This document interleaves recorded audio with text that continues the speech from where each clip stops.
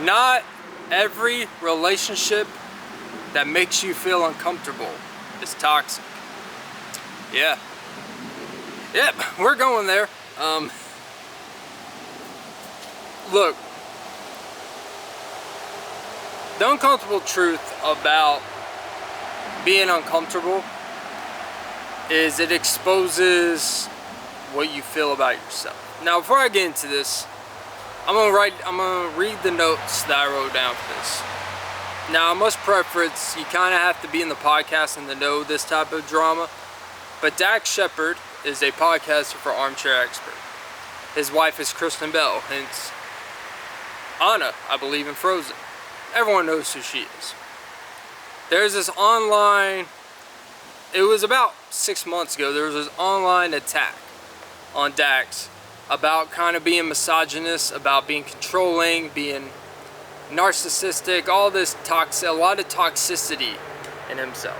And if you know his podcast, he's very open about his flaws, almost too much. I'll be honest, like, I like the podcast, but it's still, I mean, like, you can't be mad about it. You know what you're getting into with every episode, but it is a lot of venting. It's a lot of someone just telling you about all the stuff that's bad about them, which isn't a bad thing, but I'm gonna get into it.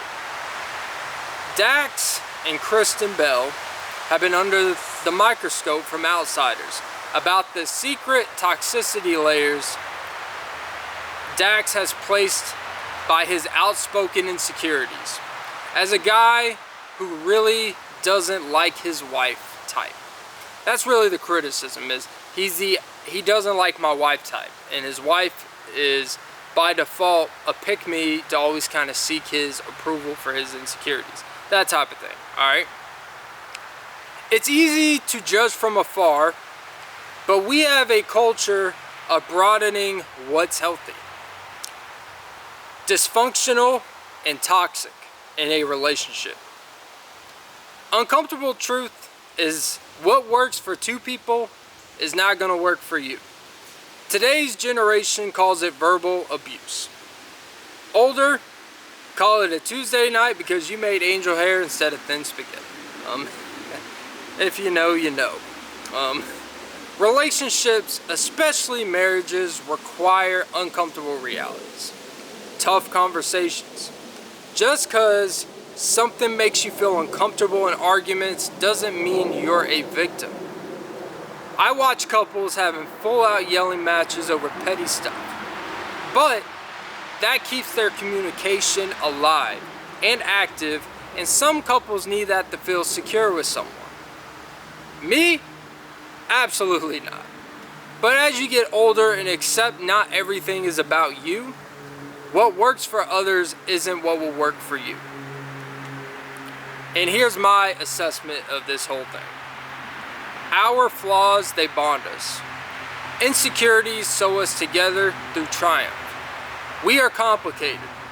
Love is a choice we pretend is left up for chance. It's unsexy at times. It's more draining than fulfilling. But how two people find that is not up to me or strangers' unsolicited advice on the internet to tell people what's right or wrong in the most fluid, intense emotions without any understanding what makes those two people how they are. And if you guys could like, comment, subscribe, and share the channel. My name is Clint. This is Socially Inept Thoughts. This channel is designed to provide value for anyone that it may provide value to. This topic is very toxic to some people's ears, but hopefully you take away what you can from it. So yeah, let's get back to the video. As I don't have any editing software, so we're back to the video. Look, the Dax Shepard and Kristen Bell situation, it comes with the territory of what happens when you make your relationship public in a lot of ways. And it's the cost of when you put your vulnerabilities out there. When you put all your flaws and insecurities and everything that makes you you, that everyone loves about you, the same thing that gravitated his audience, that got him 2 different podcast deals, both worth over $100+ million combined. His most recent one with Wondery. I looked up today, is an $80 million deal.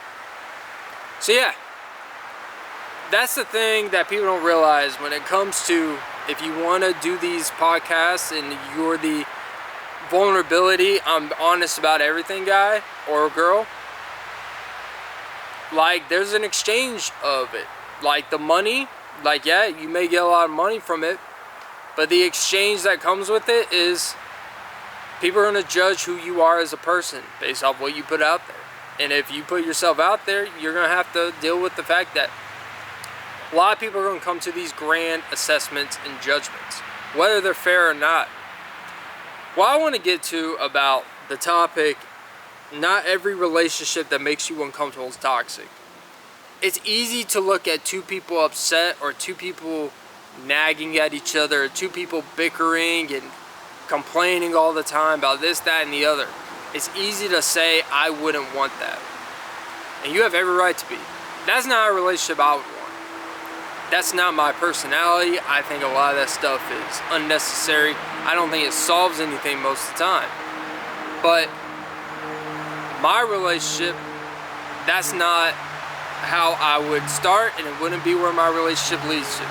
Because I would lead to where that's not how we do things. But for some people, that is how it works.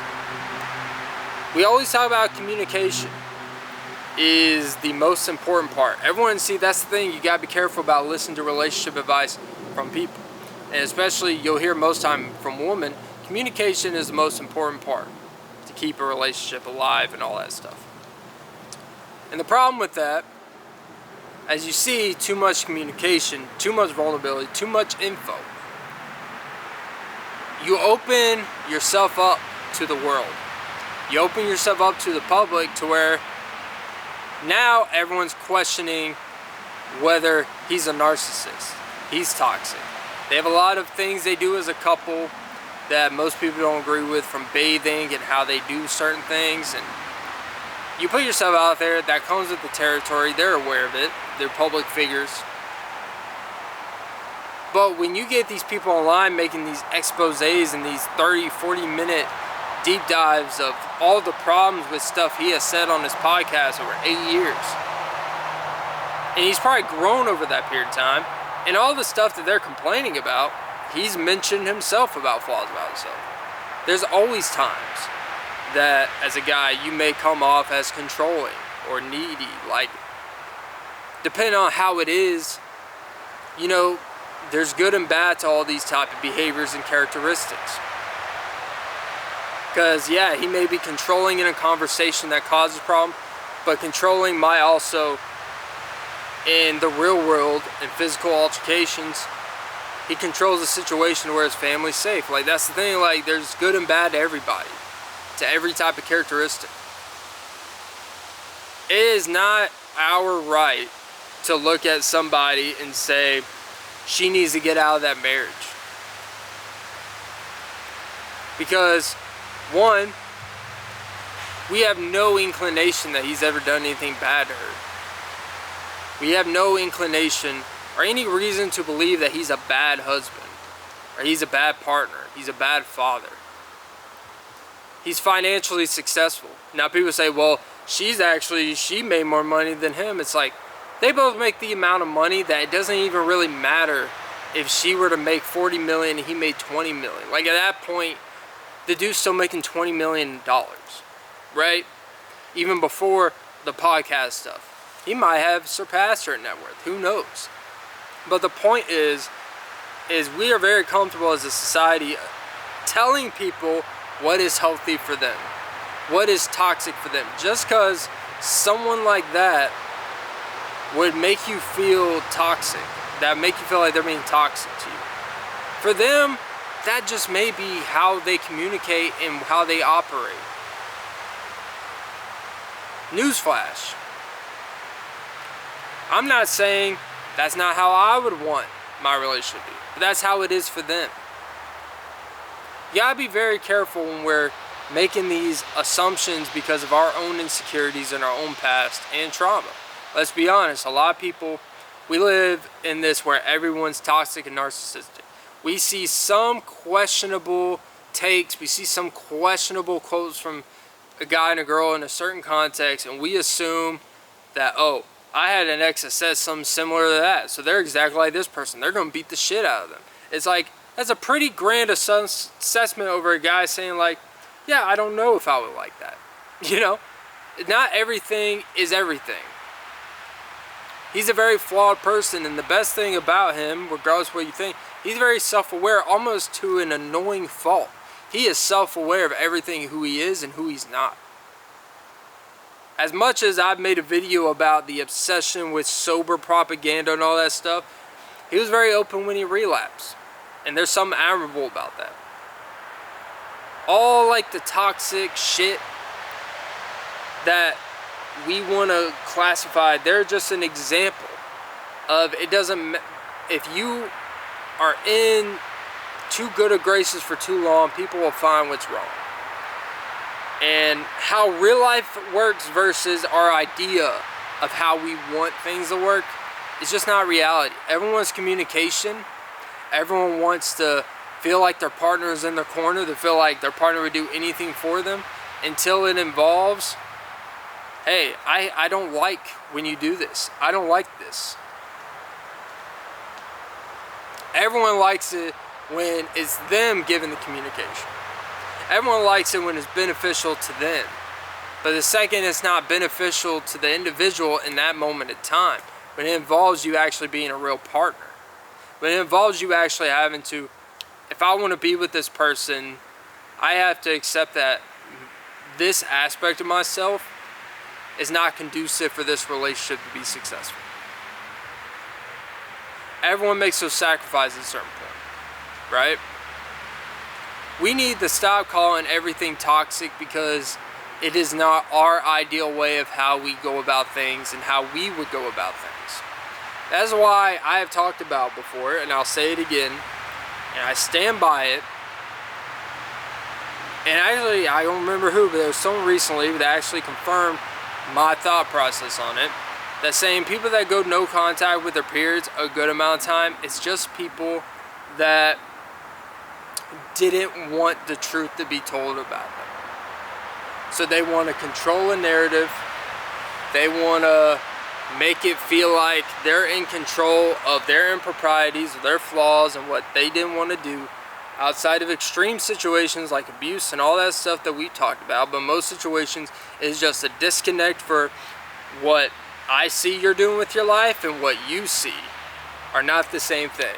And you may disagree with it, and that's fine. But these no contact with parents, it typically stems from a fact that they don't want to be told anything outside of their bubble. We are all a sponge that at some point in my life, in our lives, where we just don't want to hear it. We don't want to be told we probably need to hear. And it makes us feel a certain type of way. But ask yourself, who's being toxic? The person that's actually trying to give you a perspective that you don't want to hear, or you? The person that thinks they're too good to hear a perspective, that thinks that their way is the only way. We could watch celebrity couples. We could watch people that put their life online. When you put your stuff online, you gotta accept what comes with the territory. But you need to also be careful of what I think a great quote and a great way of thinking is, typically people's unsolicited criticism of people is a projection on what they feel about themselves. And I know that's simple-minded, that's, oh, you're just like doing the Spider-Man. Oh, you criticize me, I criticize you. You criticize him, I criticize, and it's just this endless cycle of people feeling like they got to defend themselves by pointing it back and putting it back in their face.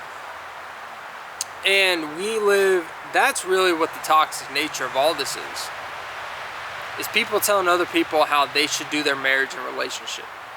Everyone's relationship experts when they've had 2 failed marriages and they're 34. Everyone's relationship experts when someone's cheated on them and someone's had a baby and the daddy ran away. Like, we are all experts just because we think we have fucked enough people. We think because we have talked to enough girls or guys. We think because we've been with enough individuals think because we dated different type of people, we think because we've been with someone that's toxic and we've been with someone that's healthy, but the healthy person you didn't want to be with, but the toxic person you gave more chances, so you have less leeway for the people that aren't as toxic as the actual toxic people. And you see the endless cycle in the mental gymnastics we put ourselves through.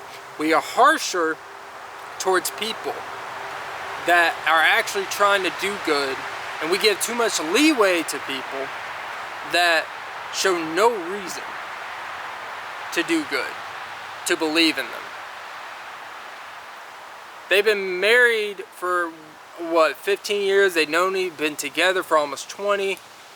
They've had kids together. Like, they live the thing that you all praise that you want. But what you don't realize, what comes with the territory of being with someone that long is forgiveness of who someone was, accepting things that aren't perfect about them because the good outweigh the bad. Yeah, he's a former addict. Someone who struggled a lot. Someone who went on a late night show and was completely shit-faced and got banned from it and was able to rehab his image and direct his own films and did some TV series, got some money, has a successful podcast, turned his life around. Everything that we talk about, the, you know, sticking by someone through or accepting someone for their flaws and seeing hope in people. And because of Kristen's givingness of who she is and reputation, and you say what you want, she seems like a very down-to-earth, loving person. She was someone with the image that being with someone like him at the time could hurt her image. But she didn't care because she actually just liked him. She loved him. Had kids together. And he could have just been like, hey, I am who I am. I'm not going to go to rehab and change my life. He did all that for a girl, for a woman he hadn't had kids with yet, wasn't married to. He did all that. And look at where he's at today. Like, that is the definition of someone that takes a lot more character. And to reward the person he's with by having a very successful podcast, making a lot of money. And since not that money's everything, but it means that he gave enough shit to strive towards something. And that's the thing people don't take into account. All this imperfections you want to pick in between someone's dynamic. That's what works for them, man. Not everything is toxic because it's not your ideal marriage. Now, I'm not talking about the obvious physical abuse. I'm not talking about the obvious, like, situations of neglect and just someone being complete dickhead and just being, you know, what we all know. That's not the case here. You're talking about an imperfect person who has overcome a lot, vulnerable to an annoying fault, and yet the same thing that got him his audience is the same thing that people are going to use against him. Stuff that he has said on his podcast and vulnerability that he put out into the world to be vulnerable with the person he was with. That's the thing, like, you do that, you do a podcast long enough, you put stuff out on the internet long enough, you're going to say some shit that people are going to point back to and, you know, use it against you, or I don't even want to say out of context, but they're going to use things and use small caption moments and think that that's everything you are, and think if he was controlling this conversation, God forbid how it is when they argue, it's like, it's probably like, it's obviously nothing they can't manage. We, as, you know, this whole everything is toxic culture, it really has expounded through this and every situation we want to talk about. Everyone uses their personal experience as law. Everyone, and I feel for people that have been in abusive relationships, I do. I understand. People think because someone was dismissive, let's say you're in a relationship with somebody, and you guys have just verbally become distant, you feel more like roommates than a couple together. Like, Holy shit, that's a big spider. Sorry. You feel like, when I lived with my ex-girlfriend, and this is all my fault for how things turned out, by the way. When I failed and I put all the pressure on myself and I didn't communicate how bad things got, I became verbally distant. And it wasn't because I disliked her, didn't like her. It's quite the opposite. It's because I knew I was letting someone down and I didn't know how to tell them. So I isolated myself and I took it out on myself. And I tried not to put any of my failures and insecurities on her, because I always felt like I'll figure it out. She won't have to worry about anything. And when it got to a point where it wasn't going to get figured out, that distance over months, her insecurity was because of someone in the past she was with, that when that happened, they were cheating on her. The normal assumption would be, well, when this happens with this person, that means with every person when this happens, that's what's happening. And not every person, it doesn't mean, yes, when that happens, there's something wrong. But people think there's something wrong with me. There's something wrong with, when this happens, that means they must be doing something so drastically bad to hurt me. People deal with things differently. That's where maturity comes in. Not everything like you see online is black and white. Not everything is, when this person is upset, they want to do X, Y, and Z to me. Not everyone deals with stuff the same. Not everyone that is very, introverted is because there's some secret serial killer or some shit, Not everything applies to everything directly. Now then we gotta learn that we gotta accept people for who they are and not just assume the absolute worst because of a previous experience. Like she thought that I was doing something behind her back when it was quite the opposite. I was isolating myself to be so successful and to figure this one thing out. And because of that pressure, I cracked and I just couldn't figure it out, and I didn't know how to explain that to her. I didn't know how to let her down and be a man about it and just say, this is what's taking place. I isolated myself to the point where she didn't know. Now that's real vulnerability I'm giving you. That's accountability. There's nothing toxic. Wasn't doing anything behind her back that I shouldn't have been doing. But in her mind, of course she probably thought, because I didn't communicate that. I didn't communicate. But the thing is, we always think if we're with someone now, someone we're with 5 or 6 years prior, there's a similar instances. Well, in my experience, when this happens, is because a guy's cheating, or a guy's this or that, or you don't love. It's like, when in reality, not everyone's the same. How you process it to project, because it's a reflection on your insecurity on somebody else.